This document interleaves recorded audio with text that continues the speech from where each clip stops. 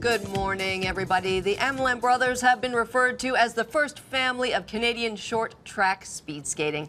They both won gold at the Vancouver Games in 2010 and have qualified to compete at the Winter Games in Sochi next year. Brothers Charles and Francois join us now. Good morning. Good morning. Salut les gars! Bienvenue à Toronto! Merci beaucoup. 71 days from Sochi. So what are you doing talking about this on? Shouldn't you be out there skating or something? Lifting a weight We're of some nervous kind. for you.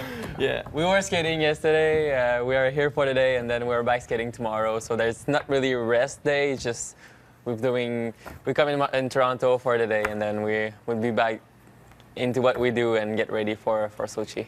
How much of it is physical preparation and how much of it is mental? I think every sport is really tough mentally. Like, you have to be strong mentally. You can be the strongest, the fastest, and if you don't have the mental to do good races, you'll not win. You'll even not be on a podium. So it's really tough to have the right mindset going to a race and make sure that you want to win every time. How much is there sibling rivalry here? I mean, it's rare to see, athletes who are siblings in the same sport compete on the track. In fact, the World Cup just a month ago, you guys were in the finals that you won, right? Yeah. Yeah, you won the gold. Yeah. Yeah. And how is that when you're there, standing there? It's a situation that we are used to. It's been quite a while that we are skating on the World Cup circuit and also on the national level. I think that's the tougher side of the sport, because we want to make our place onto the team, and we have to fight against Canadian, and I have to fight against my brother. But we always figured a way to make this rivalry a good one and try to get the positive out of it instead of focusing on the bad energy that can provide us. So on the ice, when it's time to race, for sure, he's another other skater. He's not my brother on the ice when we race. And then after the race done, everything can come back to normal, and we are used to it, and we are able to deal with that.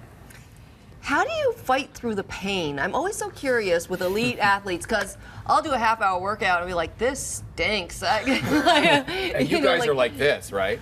Yeah, like this, where it seems like hours. Imagine the pain that you go through. How do you just block it out? We just train to have more pain, and when we're training, we're actually more in pain when we are doing races. Actually, we have pain like every day of the year, so we kind of love to have pain. Right, you embrace it some somehow. point, yeah, because like if you do short track, you have to make sure that you have this mindset, and you have to have pain to get better. It's also very risky. We're watching it there, and I remember in Vancouver, I mean, it's easy to go down, right? Because you're so close, you're on a thin blade, and you've got to be strategic, and you're going fast. I mean, there's a lot of danger as much as there is athleticism here. Yeah, and also adding that the fact that the ice get really bad during the competition, because there's many races going on, and that's why we have blocks. We can move the blocks to have fresh track, but as the day goes by, the ice gets softer all the time, and there's no Zamboni? Yeah, there's Zamboni in between rounds. More the Zamboni, more the ice get softer and softer and softer. And so people into the arena get the air a little bit warmer. So the ice is another factor.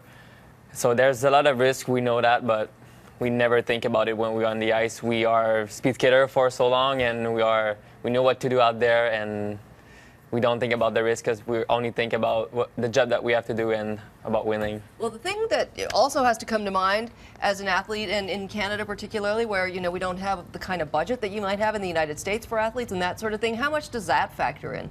The idea that money has to come from somewhere to support all of your training. For us, Frank and me, we're lucky. We are like kind of like the star of the short track in Canada. So we're really proud to represent PNG, because there's some sponsors that are coming to us, and PNG is there with the Typods, Swiffer, and Duracell that can help to not think about any financial problem that could happen for us during the Olympic journey, and they just help us to get as fast at home and on the ice. You mentioned earlier that you won gold at, it was in Korea, right, where you won gold just a month ago, and you said that you were so pleased with your performance, you hadn't even felt you had peaked yet. That's great going into Sochi, isn't it? I think it's the goal. I think you want to feel good in competition. You want to race the best you can, but you don't want to be at your best too early in the season. And with my coach and my teammates, I know that we're not peaking too soon, and the plan is well set, and we're ready to train again for the next 71 days to get ready for the Olympics. Thank you so much, guys. Bonne chance. Merci beaucoup. Appreciate it. Yeah, so nice to meet you, Charles and Francois Hamelin, and we will certainly be watching Well and done. rooting for you. Oh, I just am fearful of doing that every time, especially in front of people from Quebec. But here we go.